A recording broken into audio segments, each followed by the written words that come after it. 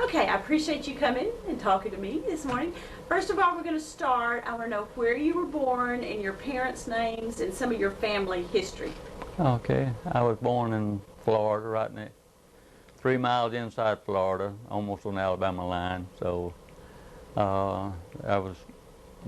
Daddy's name was Jerome Owen, and he was raised in that area, and my mother was raised about near Milton, Florida.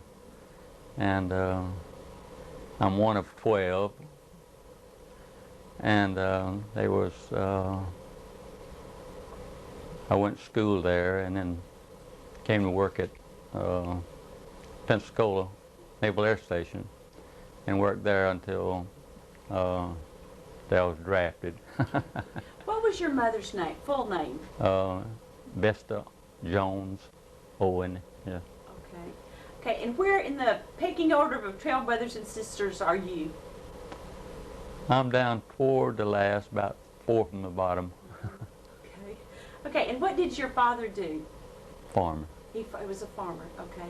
Right. And did you graduate from that, in that area? Yeah, I graduated from high school at Leonia High School near Defuniak Springs. Okay. I forgot to ask you, what is your birthday? January the 9th, 1925. Okay. And so you graduated in what year? 1942. 1942. And, okay, tell me from 1942, working at the base, and then getting drafted. Kind of just right after high school history. Well, right after I got out of high school in May, and then I went to work at Naval Air Station, Civil Service, in June of 42. And worked there until birthday in January, so I was registered for the draft, and in April then I was drafted. So I went into Camp Blanding, Florida, was inducted there, and then went from there to Fort Knox, Kentucky for armored infantry training. Okay, who was your captain? Do you remember who your first captain was there in Campbell? No, I was not at Campbell. I mean, Fort Knox.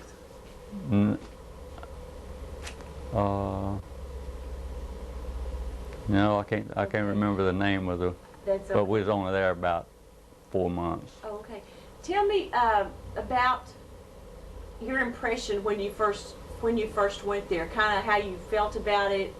Was it what you expected? Well, I had other brothers in the service already, and I knew it was my duty to go, but I didn't volunteer. But I accepted it as being the thing to do at the time, and it was rough training, but we managed through it. Was it the physical training of it, or was it the mental part of it, or was just all of the training situation? There was a lot of physical training. So with armored infantry, we had training in regular infantry training, plus we had it in the small tanks and the medium tanks that was used in the war. Okay. Tell me about the vehicles that you trained on. Well, we had the half-track and a Jeep, of course smaller, and then the small tank, which is had 37 millimeter on it. And then we went from there. We took training in the A4 tank. It's 75 millimeter tank. Munitions on it. So, and we took training in it as a driver, assistant driver, and a loader, and a tank commander. We took training in all phases of it. When you got into the tank, describe what it was like. Like, if I've never been inside of a tank, can you describe what it looked like if you were the driver? Let's put you in the driver's seat. Well, they called it iron coffin. Because if you ever were ever hit, that was it. But it was not mechanized like as much as they have now. and the loading, where you load the ammunition, it was all by hand, and no computers back then, and it's close quarters. And we, like we said, we went ahead and took the training in for the loading of the gun and also for the tank commander. If you were loading the gun, how far could you touch the driver, or how far would you be away from that driver? No, it was in a different compartment, because the driver, you had to go outside the tank in order to get to the driver and assistant driver. They were in front of the turret. Okay, nobody's ever explained that to me. So tell me where the gunner and the loader were in a compartment in the which side? On the if you're the driver, where is everybody located in the tank and compartments? they're in the back of you, back. And if I remember correctly, I was on the left side for the loading of the ammunition, and the tank commander would be on the right side. So. Now you had, did you have the gunner, did you have, how many guns were on these? Just one? Just the one. Just the one, okay. Mm-hmm. Okay. Did you have anybody that used a machine gun or anything in that tank? Later on, some of them probably had machine guns on, 50 caliber, I think. If you had a favorite of all those things you trained on, would there be a favorite that you enjoyed using, working, that you felt more comfortable with? In the tank? Uh-huh. One of the vehicles, whether it was the tank or the Jeep or the half-track, or... I guess the tank would be probably more favorable, but because you felt safer in that, even though it was, than you would be in the half-track. Even though it had small armor, it was on part of it. It was still not as well protected for small arm fire anyway.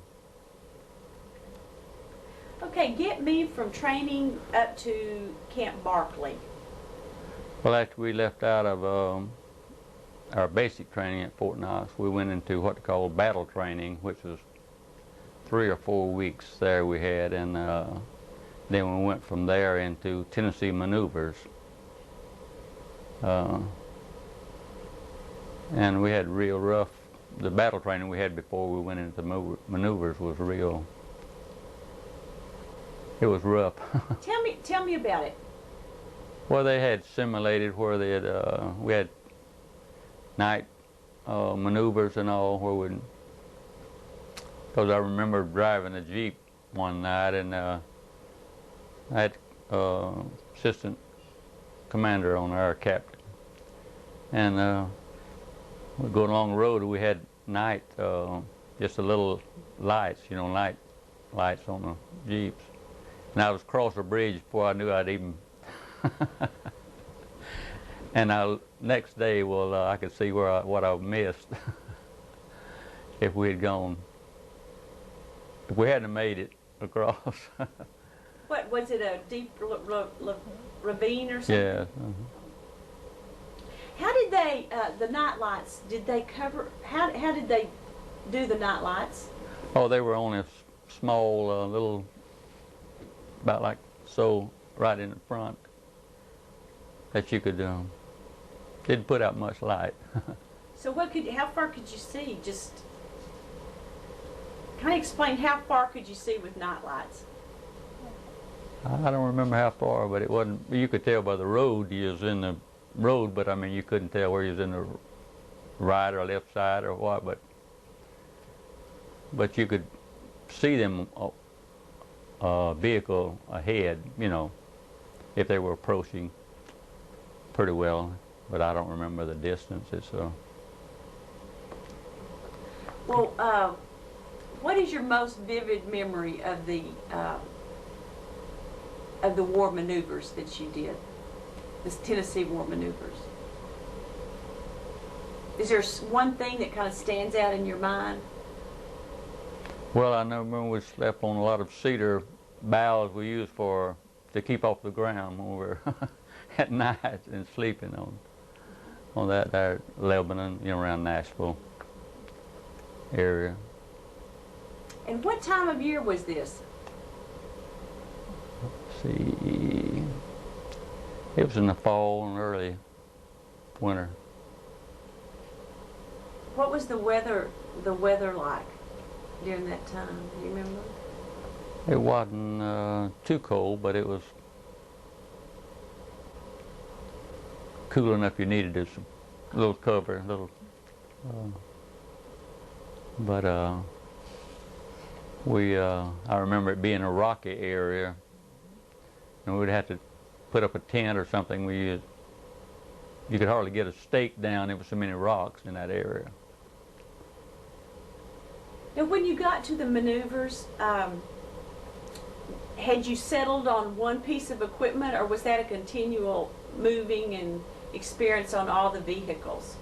No, it was settled down more or less on a company level where we'd be able to each one have a certain job to do. I mean, rather than being going from one vehicle to the other and all, it was you was more or less assigned to a vehicle or a section and so forth. And I was driver of a Jeep, so. So was that okay? Okay. When the drivers of the Jeeps, who did y'all transport if you were a Jeep driver? Well, it's different ones, but I had the assistant battery commander, or if they need to have someone else that needed transportation. Was there one person that the assistant battery commander? Who was that? Who was? Do you have any impressions? His name and your impressions of him? I don't remember the name, so it's By that time, had the commanders and had they kind of settled down, and who was going to hold what positions, and the generals and the majors, or were they still kind of moving around and not settled? They were moving around, not settled, because until I got to Camp Barkley, then I was assigned to as a company clerk in the orderly room of the headquarters battery. Because I had experience in clerical experience, so before I went in, so I guess that's the reason they picked me. I don't know. So tell me about getting from Tennessee to Camp Barkley and your impressions of Camp Barkley. Well, it's a long ride from Tennessee by rail, and after we got there, we were in these temporary barracks, and I remember going out and from there into the bivouacking out the maneuvers before we went overseas, out in the sagebrush or mesquite trees and all. So, and it was dry and dusty, and that's about. And just anticipating when we had to go, all kind of rumors when we would be leaving and so forth. Explain to me the job of headquarters at Camp Barkley. Now, you didn't live in the Hutments? Yes, I lived in You did live in the Hutments, okay. Then explain. Oh, it's temporary barracks, but it was, what I say temporary, it was plywood, thin plywood. It was but it was dry and dusty, even there. So we had a dry summer that summer. So like we had this year. Okay. Okay, now tell me about what the headquarters unit. I have not talked to many people in the headquarters, so we need you to put on this tape kind of what the general job of headquarters at Barkley was, and I'm sure it kind of stayed the same through the war, but tell us what exactly headquarters did. Well, we had individual records of each and every individual, and it gave their home address and their next, beneficiary, next of kin, and their score they made for. But most of those in our particular outfit were ASTP students, and they were from all over, but a lot of them from the Ohio, Pennsylvania, and Delaware, New Jersey, in that area. And of course their scores were real high because they had some of them already been in college, maybe a year or 2 years, some of them 6 months, but they were we had a smart group of in our particular section we was in.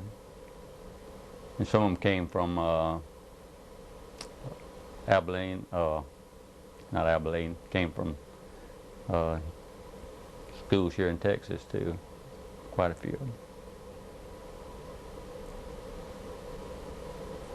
But we kept all those records, and then if the immunization, when they'd have their tetanus shot or smallpox and vaccines and all that.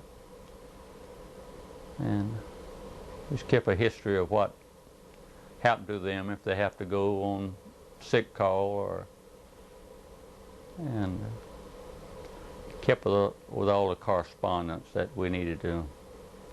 There was incoming and also anything that needed to be transmitted, go out. And I stayed that way all during the war. Okay. On the correspondence, were the censors and all that, was that a part of the headquarters? The what? The censoring and looking at the letters and stuff, was that a part of the headquarters job? Yes, we had, I mean, as far as the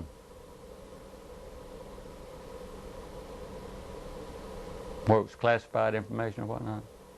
Yeah, well, where if it's classified or secret or whatnot, yeah.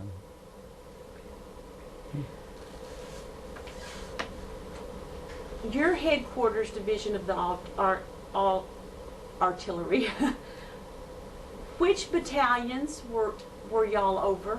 Okay, we were, Division Artillery was over the 493rd, 494th, and 495th Field Artillery Battalions. Okay. So, tell me, you had headquarters, and then tell me how it worked down to the platoons. Like headquarters was over, and then how did y'all communicate all the way down? Okay, we had a colonel that was over our division artillery, and then a lieutenant colonel was over the three battalions, and then it was information passed out to them what was in order, and then they were responsible to us, and of course you want to know what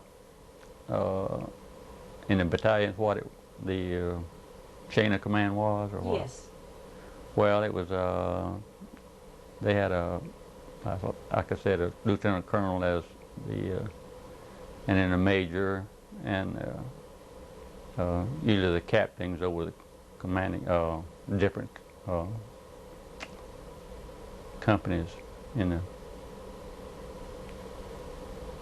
Okay, that's good. Okay, now let's get to New York and get to France. Okay. We had a long ride from Texas to Camp Shanks, New York, and by train, and after we had a good ride over, the seas were not as rough, and we were lucky. We were on a ship that fed 3 times a day. Now some of the British ships, they only fed twice a day, and what was your ship? What ship were you on? I cannot remember. But was it an American ship then? It was yes. one of our ships. Okay, yeah. But it was not too bad a trip over. We came in at Southampton, And we didn't do too much going over, except few would get out on deck, you know, for exercise and so forth. But it was not a bad trip over. So when you got to Southampton, what was the headquarters job to? Did y'all oversee the equipment, and did you keep up with everything, like equipment, clothes issues, food, what all that was? No, it was strictly personnel, mostly. Because they had a sergeant that was in charge of the equipment, you know, issuing of equipment, supply sergeant, in charge of that. So ours was strictly personnel, mostly personnel. Okay, get me over to France.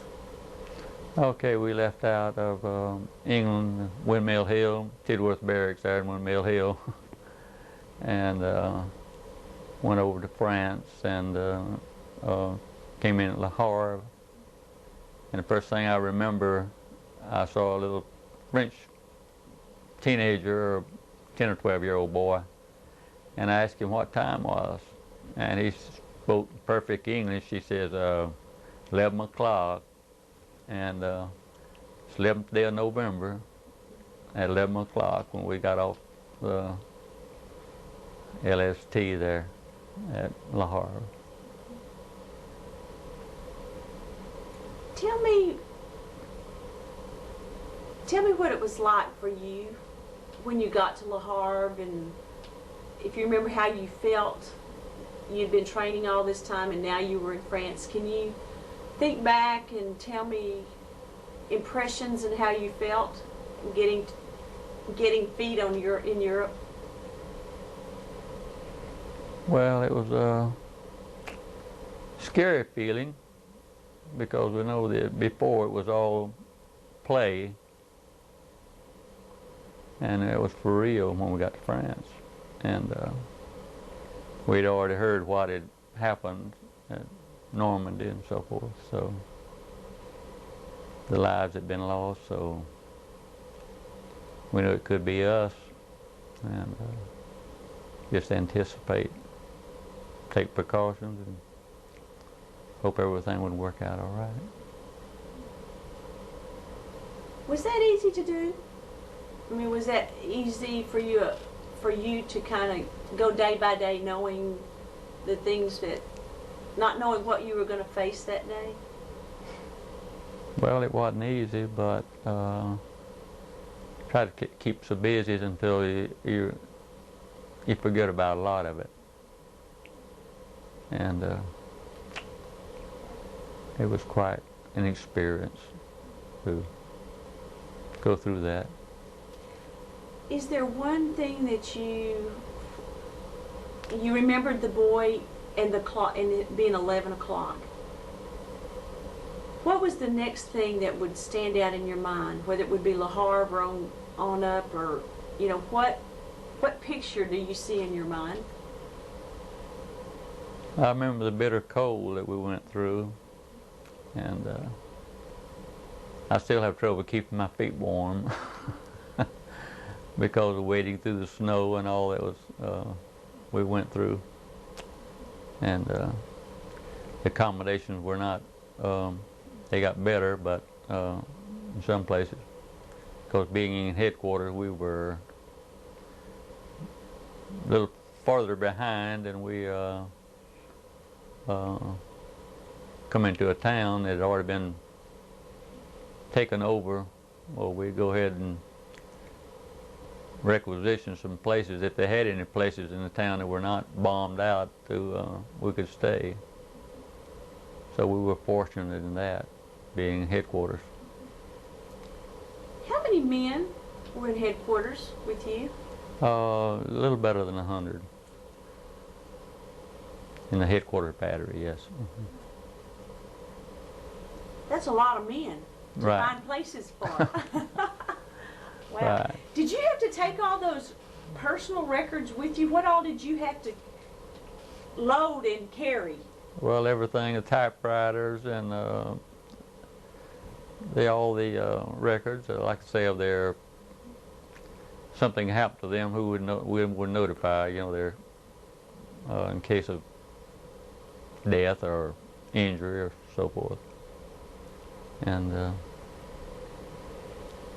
everything that you pick up out of an office, just about it, we could, except it was try to keep it dry. And it was lucky we never did have anything that was hurt, you know, that got damaged in any way. So. Did y'all ever in the situation where in y'all's headquarters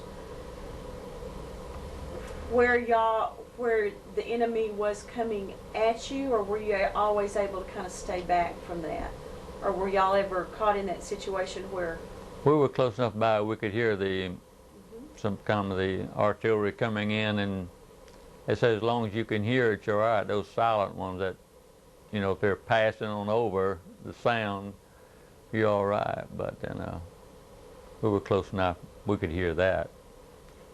Tell me about the silent ones. I've never had anybody tell me about a silent one.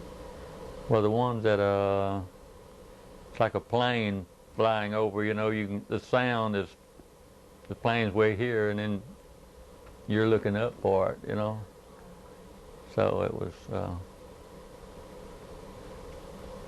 one that gets there before you hear it. Okay, so you're talking about airplanes and well, I mean the artillery barrage, you know, shelling, whatnot. Were you in, with 100 men though, that would take a lot of space. Where were you and your men located in relation to the radio men and the contact out on the field and stuff? Well, we had the transportation section or within our outfit, and then we had the what they call a wire section, or the communications or message center, and of course they use wire for communication, strung it along the road there, for so they would be out. As we'd move up, of course, they'd have to keep moving forward with the wire, and of course the radio. We had radio communication, but we had the radio section and air section. In the air section there, I think we had either 6 or 7 planes, and they were the major that was in charge of that was in our outfit to headquarters, Major Gibbons. And we had the L4s, liaison plane they call it. They were used for spotters for the directed fire for the artillery. Okay, now tell me the difference between the planes. There were those that were observers and radioed back. Right. Mm-hmm. And so explain to me a little more about the difference in the plane situation. Well, the L4, it was kind of like a Piper Cub, real small, and they would go up and they would spot the enemy or what they wanted to, and if they could direct the fire for the artillery where to go, left or right or over or under or whatnot, and they were either 6 or 7, I can't remember, in our outfit. But and so y'all were over the pilots that Major right. Gibbons. Mm-hmm. Give me some impressions of him. What he was like as a commander. I believe he was in either National Guard or Reserve or something. He came up through the ranks as he was still an enlisted man, I think, at heart, but because he'd come up through the ranks. But Major Gibbons. in Oklahoma, Enid, Oklahoma. I remember where it was. I remember that much about him. But he was a nice guy. Was he a true military man? Was he one of those tough military people, or kind of like, No. I'm the leader, but we're kind of in this together? No, he was not that. But Mr. Maurice Glover, he was one of the pilots too. That's was president last year and the year before, but he was one of the pilots. And I can't remember the others, but then I remember those two. Was there a camaraderie feeling of when the pilots went up, or were you just so busy doing your own thing? How did y'all interact interpersonally there at headquarters, and as the pilots came in and out and all that? Well, I didn't have any, you might say, any more or less communications with them mostly, because I was in the what we call the orderly room or headquarters battery there with the first sergeant, and we more or less, like I say, took care of the personnel, and of course the first sergeant was over the whole enlisted group and directing them what to do in each section. Tell me about communication. How did you get the word about wounded and those who were killed, and then what was your job in communicating information up the command until it finally got back to a family in the States? Well, fortunately in my outfit we didn't lose any individuals. So, I'm very lucky there. But now some from another headquarters in another, they moved out the night before, and there were some, but then in our particular headquarters battery, we didn't lose any. All the way through the war? Right. How many men was that? How many men was that you were over, that you took care of? Well, over 100. It's about 125. So we were very fortunate. So. Well, then, were some of them wounded? Did y'all have wounded? No, we didn't have any wounded either, except by not by enemy fire anyway. Okay. What kind of things happened to people if they didn't get, if it wasn't any enemy fire? Was it just sick or accidents or? Well, the injury from working, I mean, that from tools, or like in a motor pool, get burned from exhaust or skin up or something from that. Okay, where were you at Herlesheim, and what things do you remember about that? Well, I remember after Herlesheim we were moving forward, and we could see the tanks beside, see what happened, but we were far enough behind that we, know.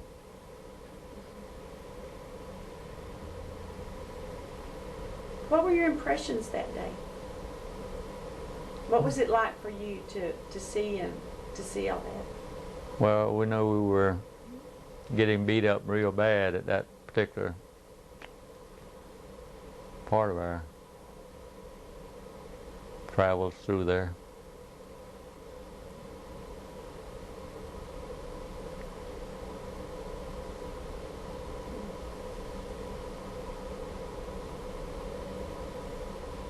What would have been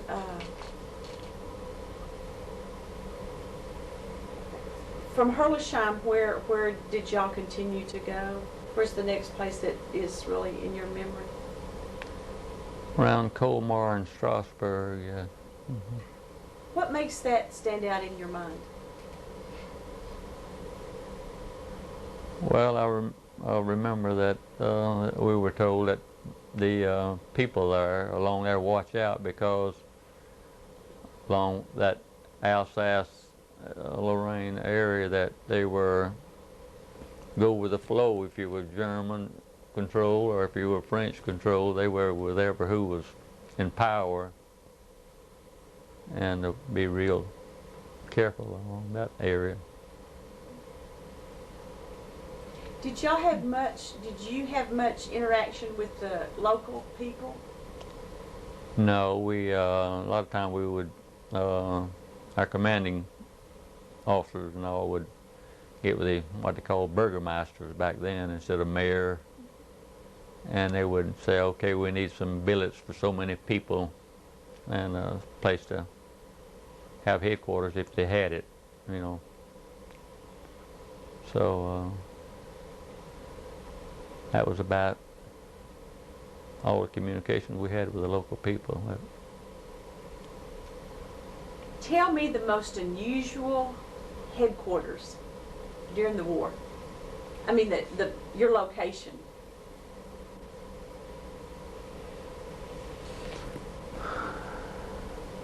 Well, we were in a area where that's during the war or after the war? During the war. During the war.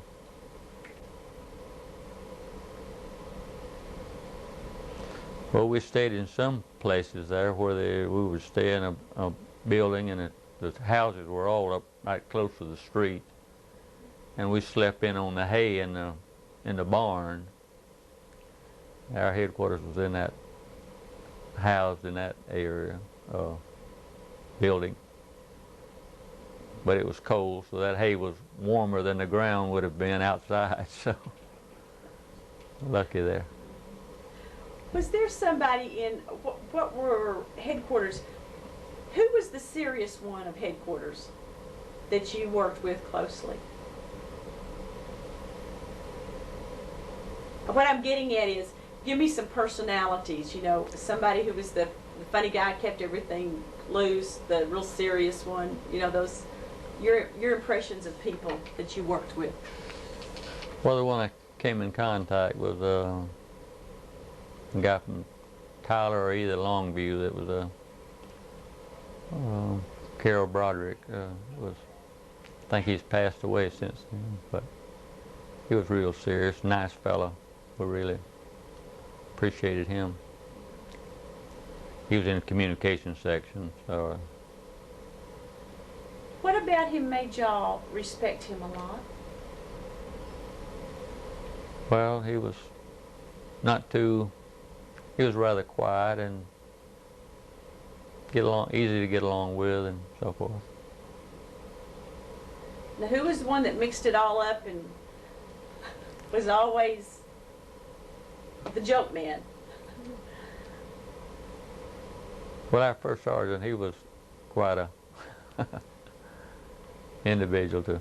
outgoing individual. What was his name, and can you give me an example of a time that you can remember? Well, his name was Sergeant Guion, and he was from St. Louis area, St. Louis, Missouri. And he was always joking, and he liked to participate in the drinking some. I don't know whether this would be correct or not, but anyway, that was. We've heard a lot about drinking. Oh, you have? Yes, we oh, have. Well. I've had some real stories about drinking. Yeah. I remember one particular town we were in that we were down in below street level, and there was a big barrels of whiskey and cognac and everything else down below, and you could hear the transportation, the vehicles going overhead, and they'd go down there and they would sample the everything.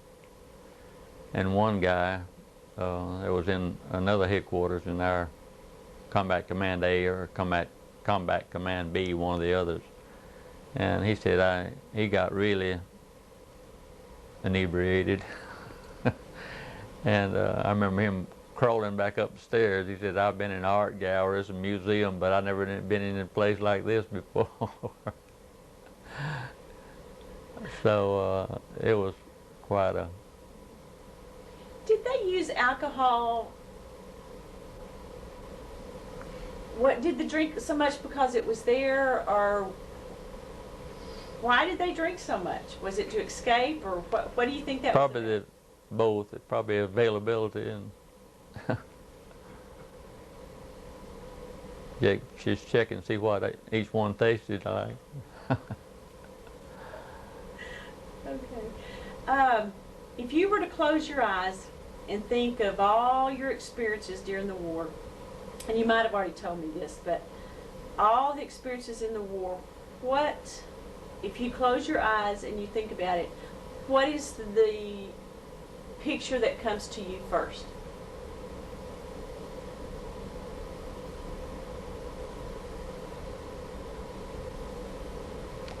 Well,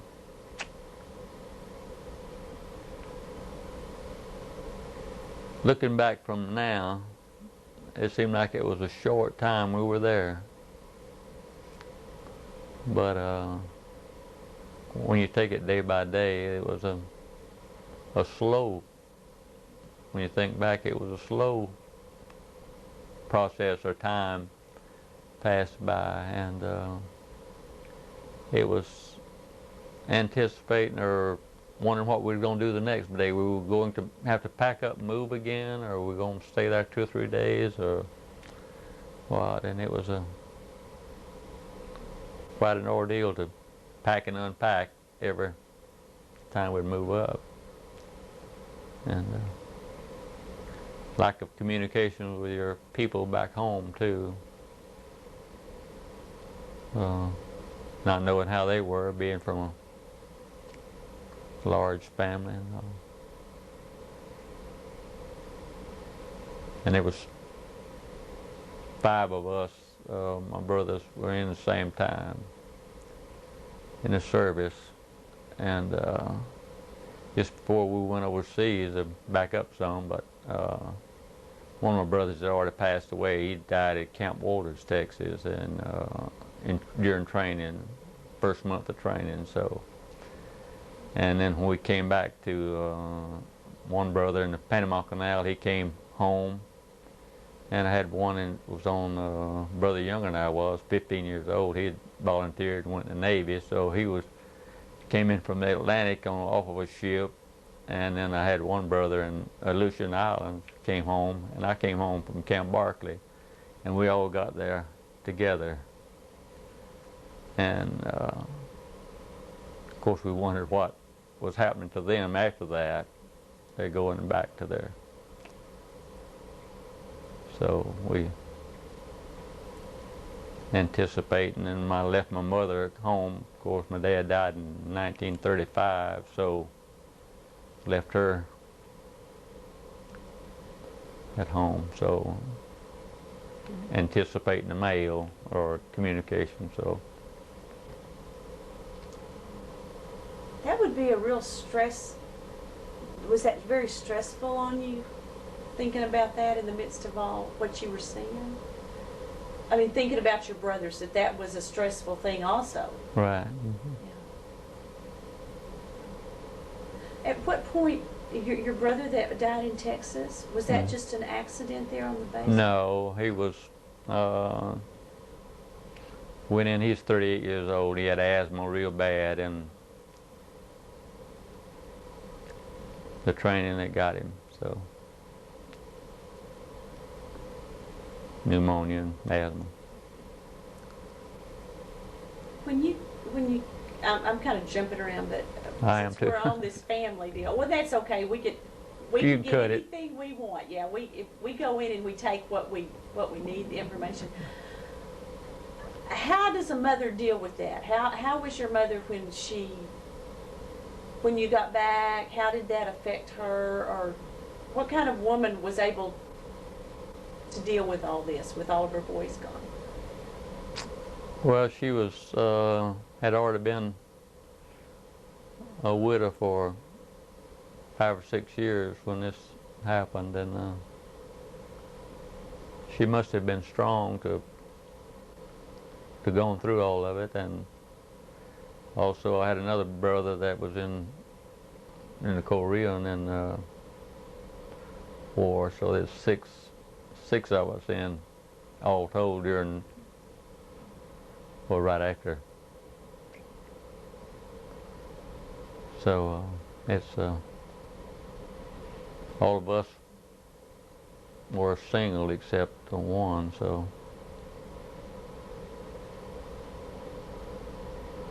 How long did it take mail to get to y'all? Nobody's ever told me, I don't think.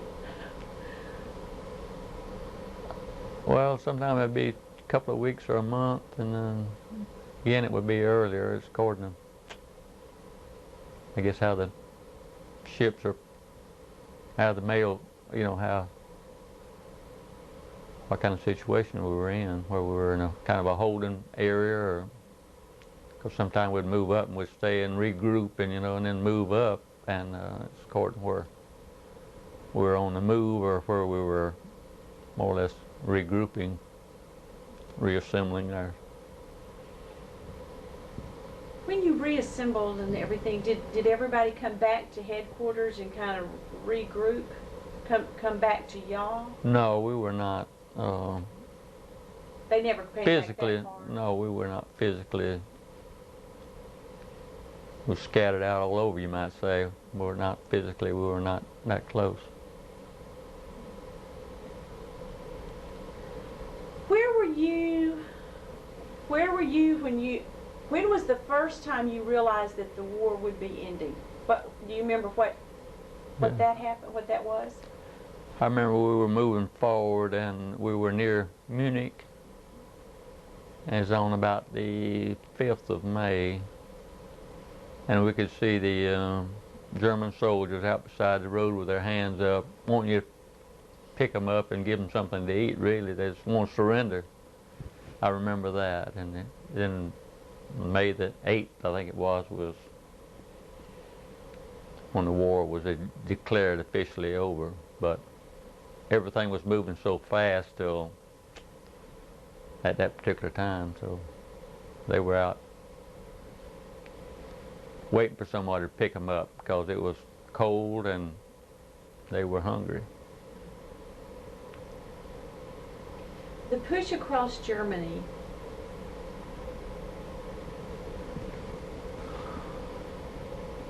were y'all a part, was your headquarters a part of that push across Germany, the quick movement across, or did y'all stay in one location? Well, no, we were moving because like we were in the 7th Army, you know,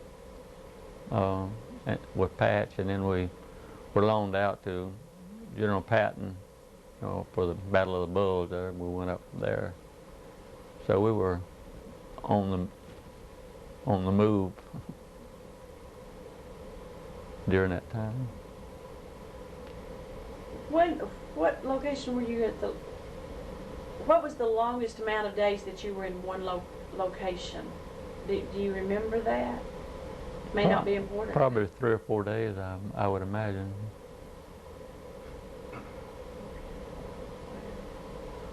So tell me about the end of the war and what you did as you finished up your military experience. Well, after May the 8th or along there, we began to regroup or get back together, and they began to count up the points to see if you were eligible to go home. And they went ahead and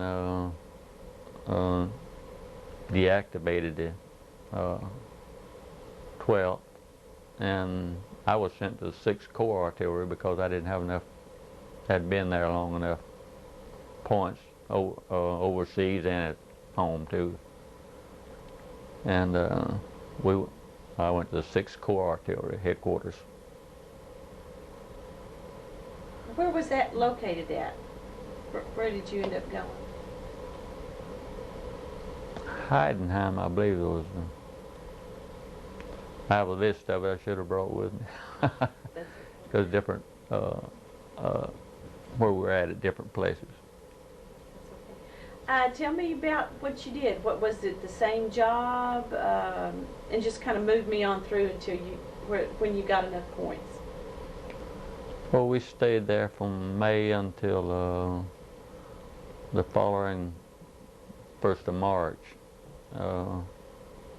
before we came on back home to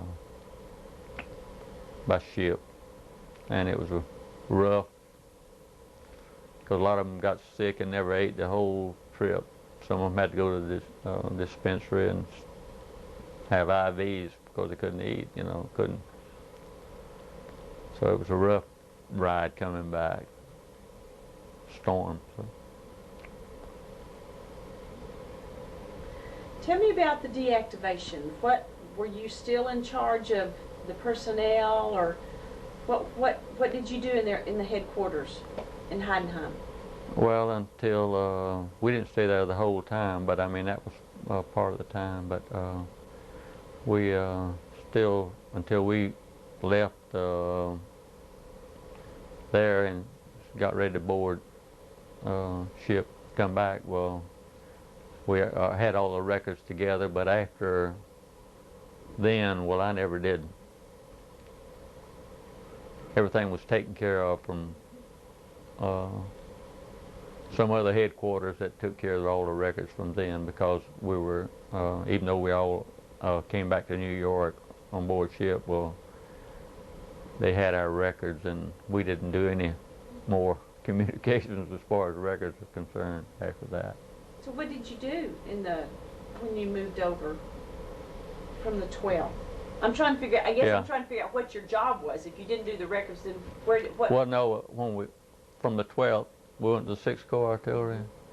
Well, I was still in headquarters, battery, 6th Corps Artillery. It was still took care of records and all. Tell me about the end of, now you left the military right after the war, right? Right. Okay. Tell me about getting back to the U.S., getting home, that journey back, and about getting home.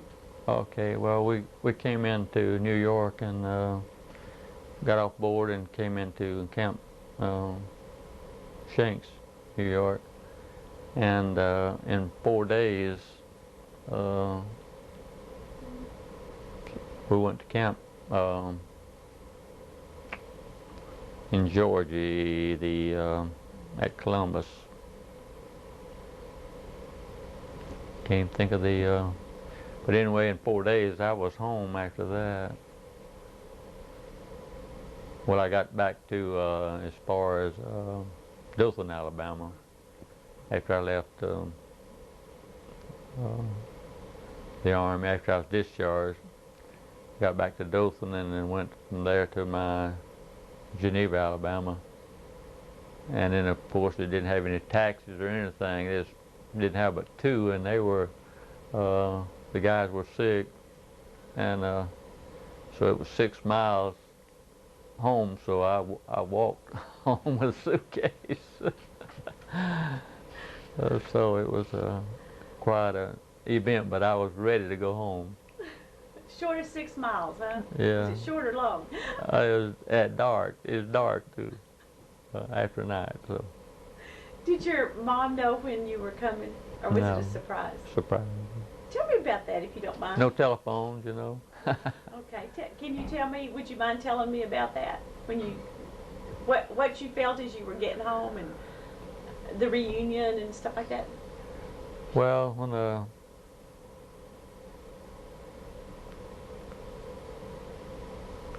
well, I was happy to be home, and they were happy that I got back, because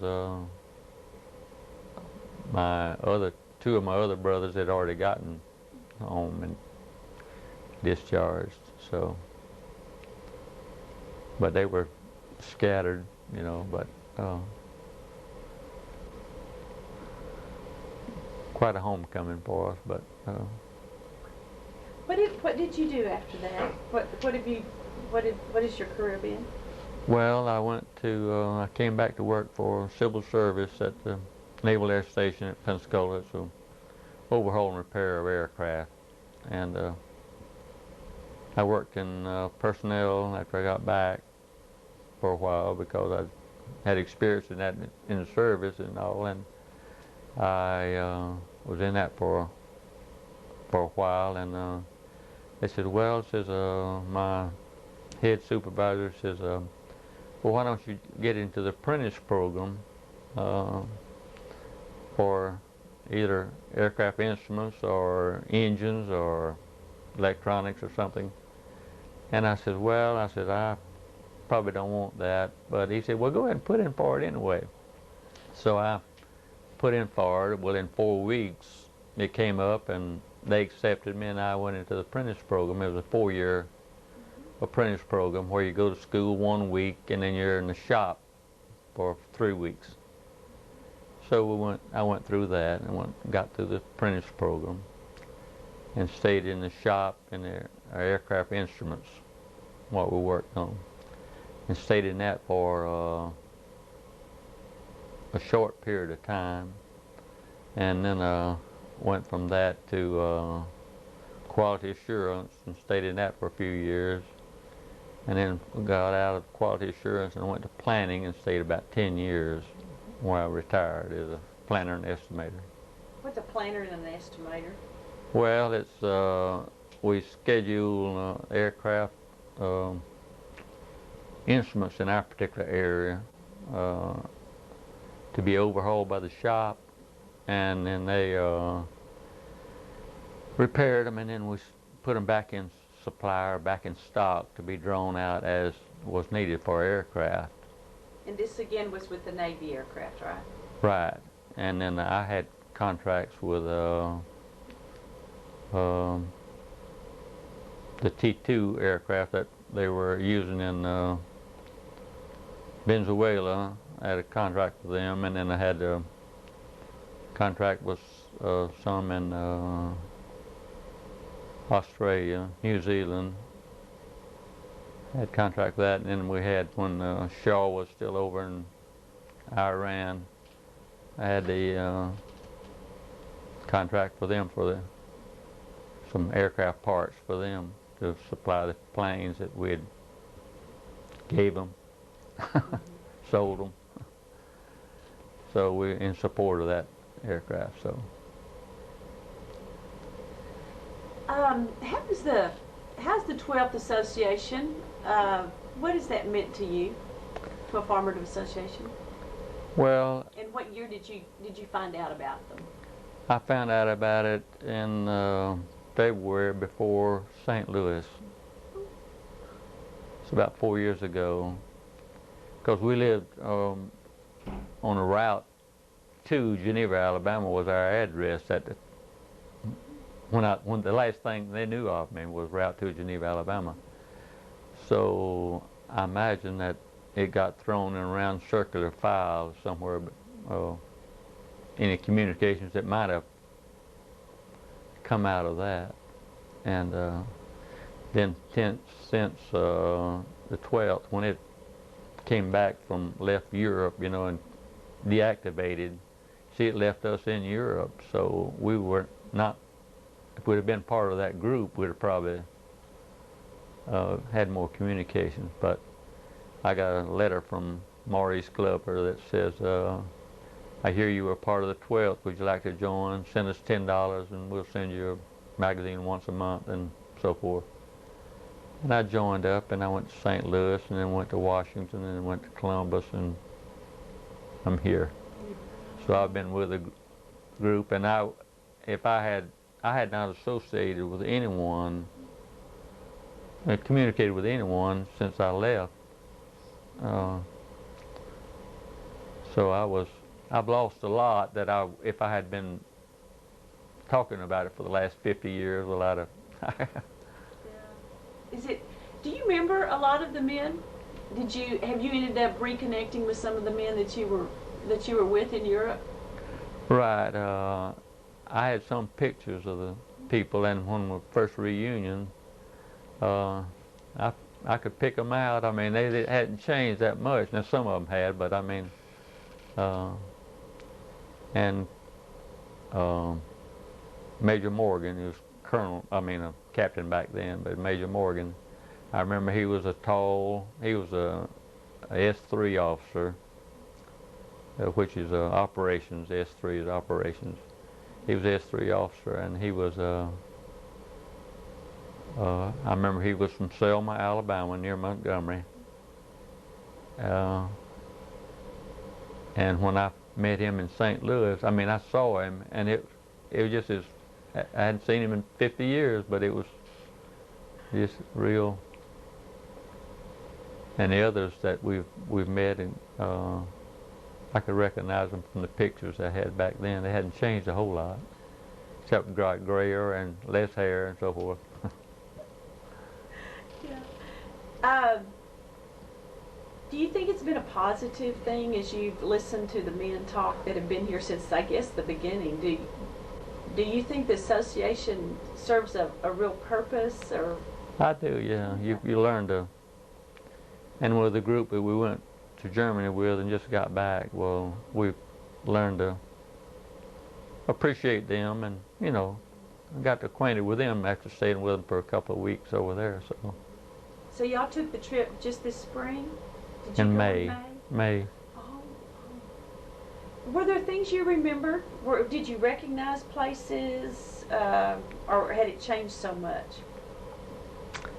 One place is all that was after the war that I recognized while I was with 6th Corps. Yeah. And we got pictures of that, and it resembles it a lot from what it was then, where we're in a slough, where the whole go in one big gate, and you almost a circle around, and that's the only way you get in and out is through that, and it was still there. We've talked about a lot of things. Is there some area that I have missed? Since I haven't talked to many headquarters people and haven't read much about headquarters, I'm sure it's out there, but I haven't come across it. Are there aspects of headquarters that I have missed that you would like to share with us?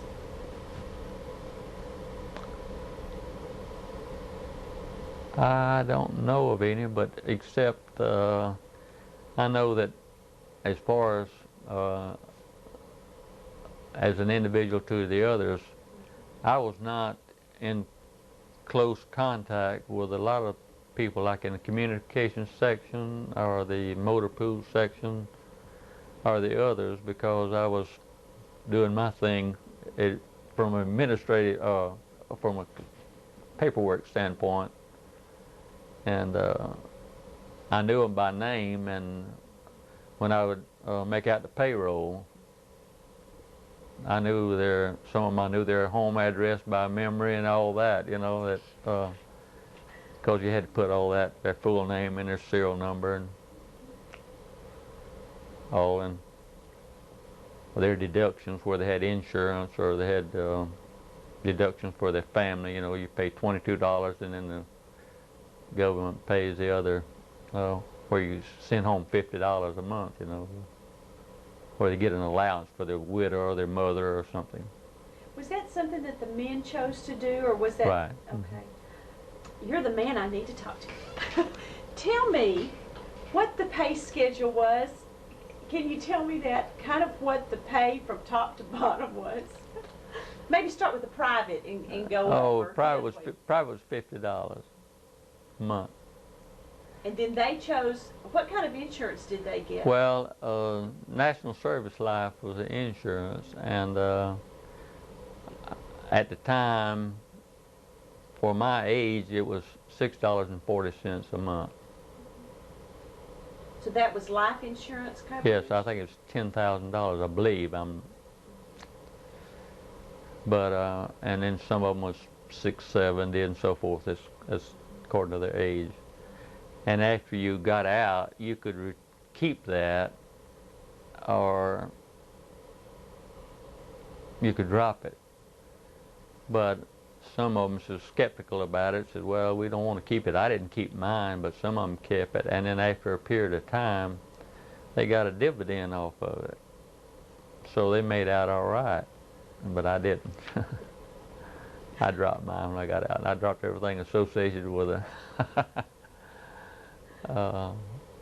Associated with it.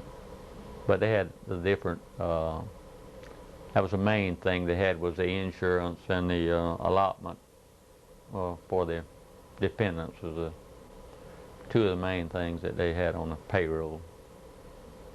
Okay, so the private got 50, and then who got the next amount and on that? I can't remember the amount. It's been.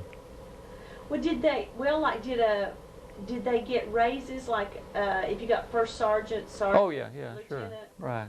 Okay. Well, you start off with the private and private first class, and then the corporal, and then the T5, which is a corporal stripes with a T on it.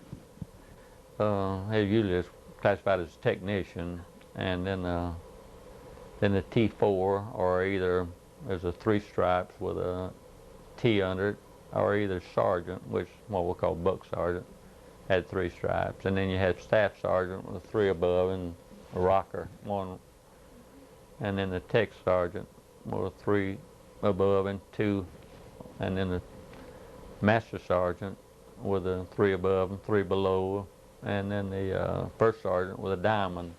You know, they call it different now, I think.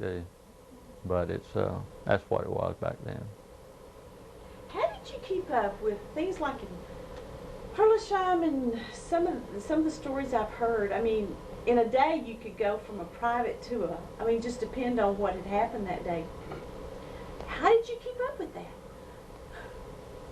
Well, you might want to take this off record, but we had a individual that he had been out with the in the wire section, or the communications section, and he came in, and he was not, hadn't cleaned up. He'd been working. Captain says, what you'd been doing? He said, I've been working, Captain.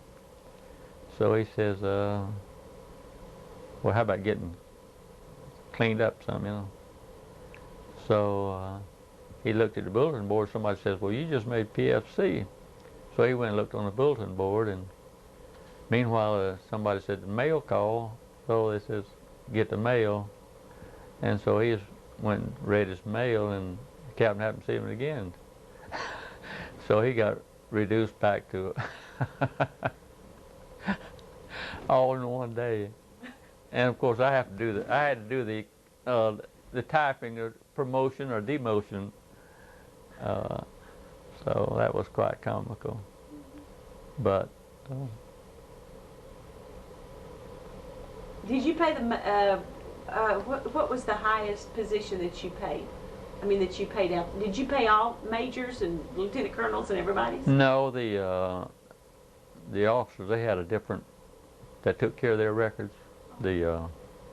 Except the ones that were writing them. But the S1, S2, S3, and S4, which is operations, and S4 is supply, or S2 is intelligence, and so forth.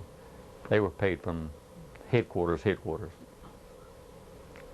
Okay, so what was the highest salary that you remember in the men you took care of? I believe about $125, I believe it was. And who was that for, the S4? No, I mean for the enlisted. Oh, okay. No, that would be for the first sergeant or either master sergeant. Mm-hmm. We had one master sergeant and one first sergeant. And our master sergeant was later promoted. He got second lieutenant. You know, got commissioned. So. Tell me what commission means. I keep hearing people talk about commissioned officer and stuff. Explain that so we'll know that someday. Okay, the non-commissioned officers are those of enlisted men. from private, or they call them recruits now, but private back then, through master sergeant, first sergeant, or sergeant major back. So that would be your non-commissioned. We'll go through that. So what got you into a commissioned officer position? Was it service, or was it years, or was it? No, it would be through a battlefield commission, you know, where you going above and beyond the call of duty, I guess. So. Could you give me some examples of that? Of someone you knew that got commissioned? Well, the Sergeant Mason, he was a master sergeant, and he was the only one in headquarters that we got, I say, a battlefield commission, or while we were there. Now, did you keep up with what got them in the battlefield commission, or you just got the word that he was a commissioned officer now? No, we got the word that he was promoted from master sergeant to second lieutenant. Probably made more money as a master sergeant with a few years than he would as second lieutenant. Because some of the warrant officers, they had warrant officers, but we didn't have any in our outfit there. Tell me what the warrant officer did. Well, they were usually like in the higher echelon. They were like in the motor pool. They were in charge of, you know, the vehicles. They would be in charge of that. But they had the same privileges as an officer, but also as an enlisted man. They could they could go back and forth, huh? Right. Okay. Is there anything I've missed? I really appreciate that information about the paying and how that all worked, because nobody had ever told me about that. Well, it's as I think back, I wish I had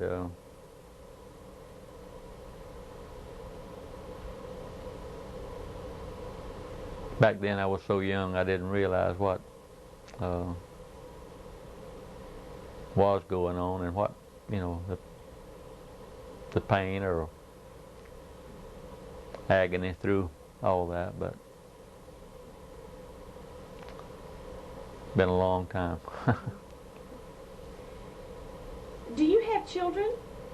I have two adopted children. We didn't have it for 9 years, so we adopted a boy and a girl, 2 years apart.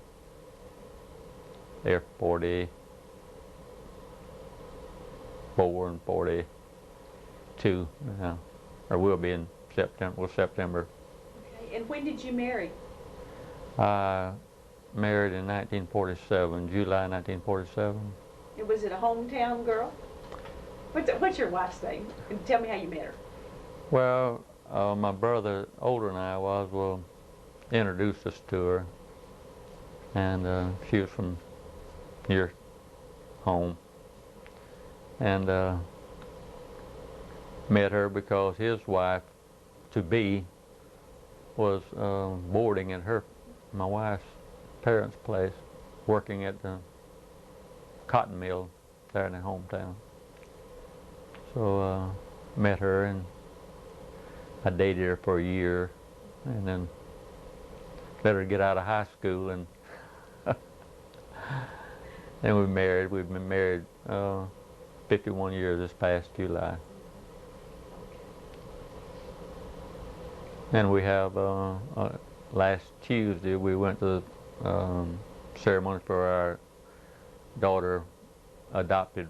She's foster mom, and she adopted one that she'd had since 2 days old.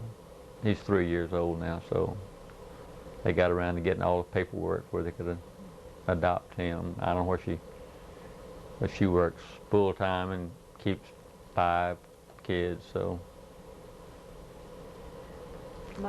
she must feel like it's a need because she was adopted. I don't know, and my son has one daughter. And my daughter has 2 older children, one a Marine in Japan, and then a daughter's first year in college. She's married though. Okay. If there was something that you wanted, that you would want to leave or tell your grandkids and or your great grandchildren, is there something you would leave with them that you would want to tell them on our tape? Either about your experiences or about life or things you learned?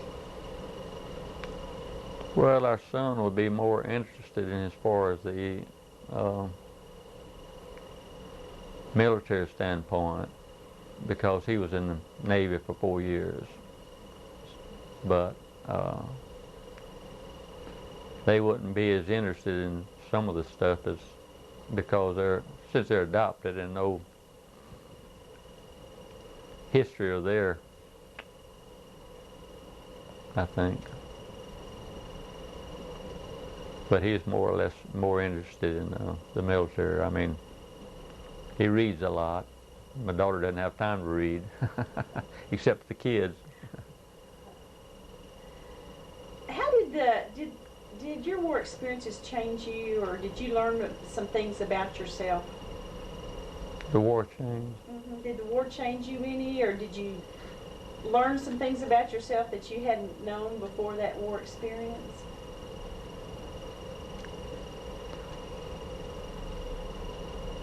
It didn't. I don't drink, so I didn't have to get recovered from that, or